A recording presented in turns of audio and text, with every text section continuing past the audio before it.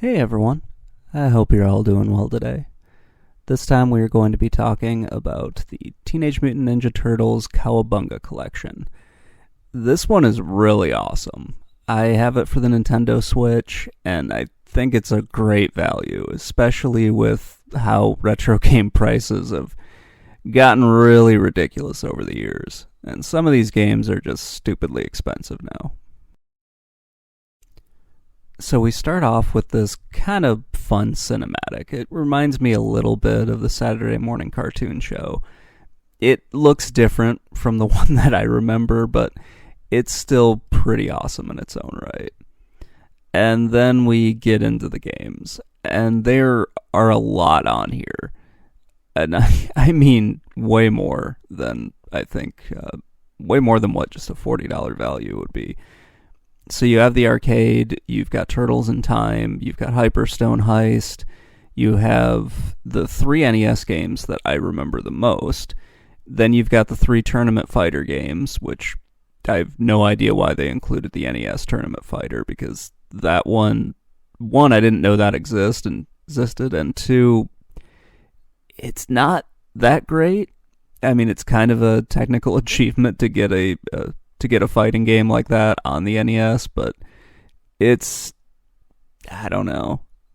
It was interesting to play, but I wouldn't necessarily say it was fun. And then you got the three Game Boy games, and you've got a couple of the arcade games. So let's talk about those first.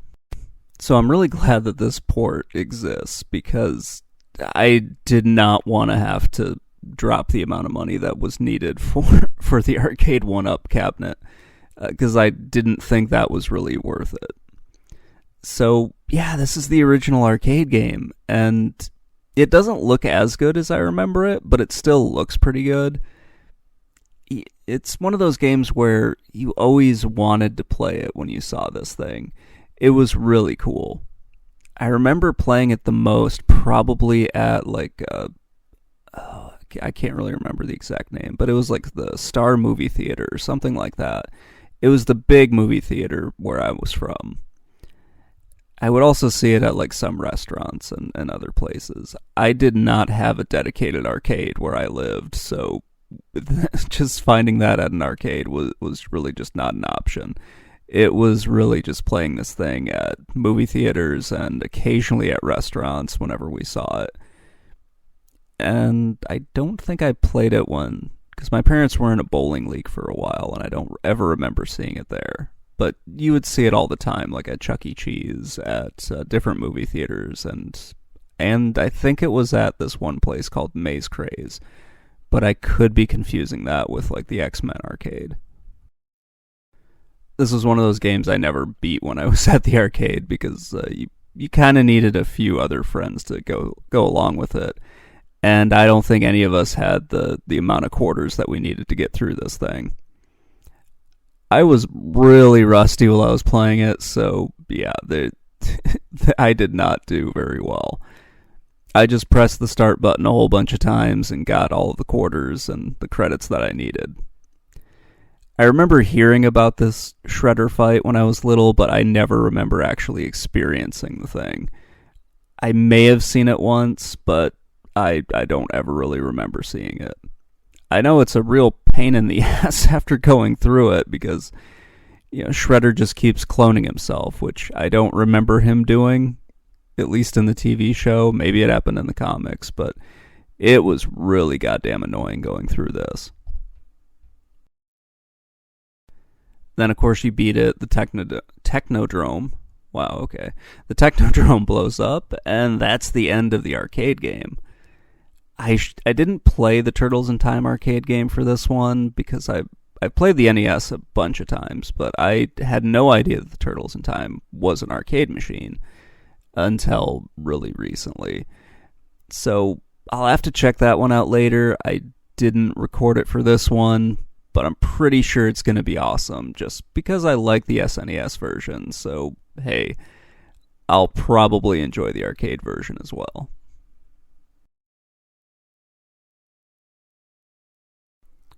The NES game was also kind of cool to see ported to this. It's not an expensive game from what I can remember. I think I bought the damn thing like 20 years ago, though, so it's still cool to see it here just because of, how some retrospectives have seen the game and some opinions have changed on it over time. It is a very fun game to play. It's just kind of hard, though.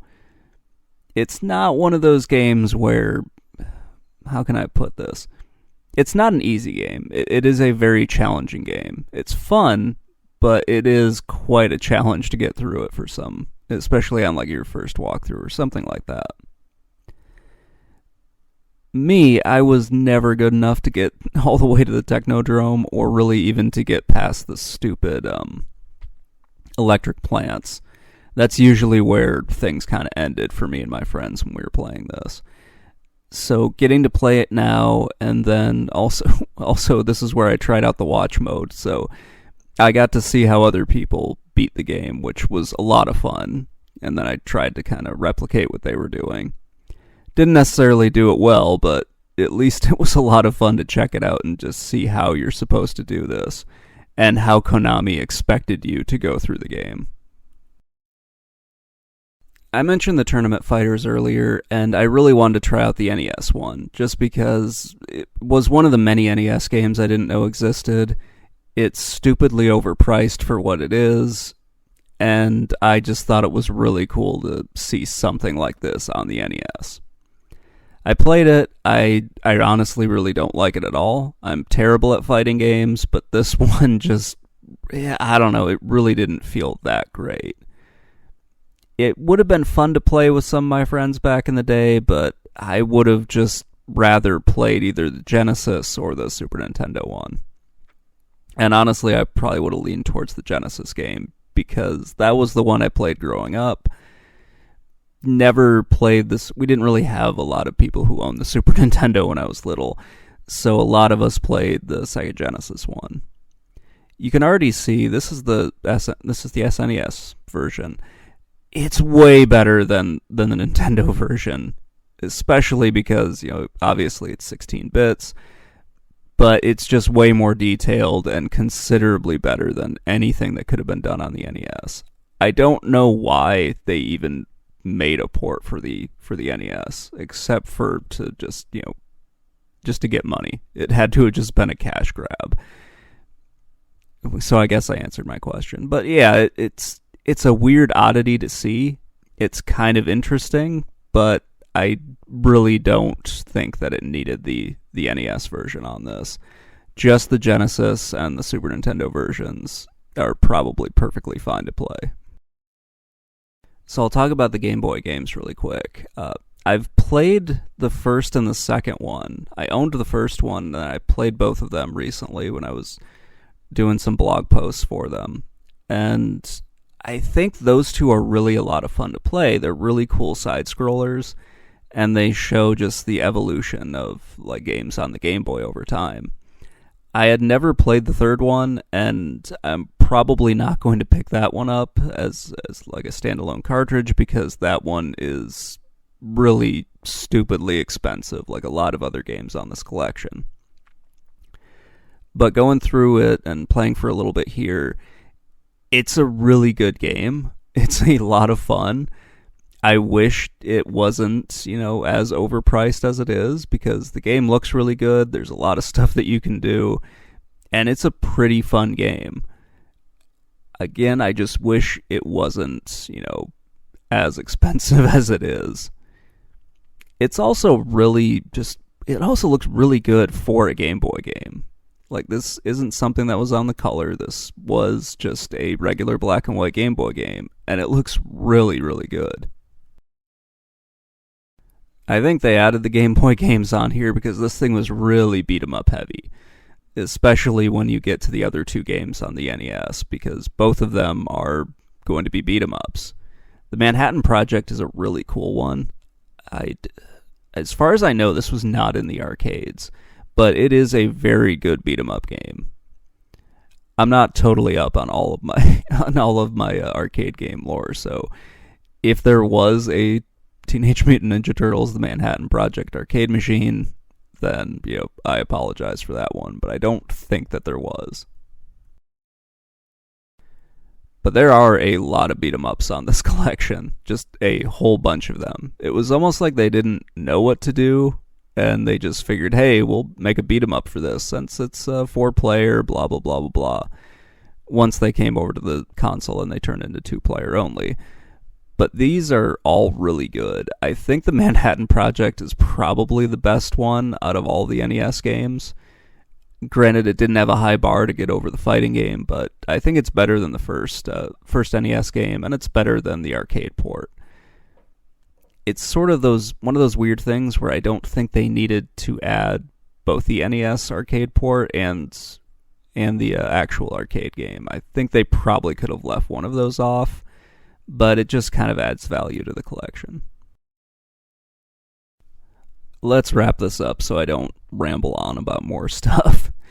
This is a great collection. I think there is a lot of value here. A lot of these games, like I mentioned earlier, they are ridiculously overpriced. And having this whole collection is great, so you don't have to try to collect all of those other things. Or if you're new to the series, you can just avoid all of that other garbage and go straight for this one. It is a really awesome collection. I'm glad it was all added together.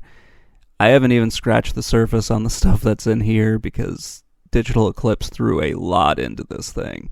It is a really wonderful collection, and yeah, I really recommend this if you're a fan of either beat 'em ups or if you're a fan of the Teenage Mutant Ninja Turtles. Let me know what you think in the comments below, and I will talk to all of you later. Bye.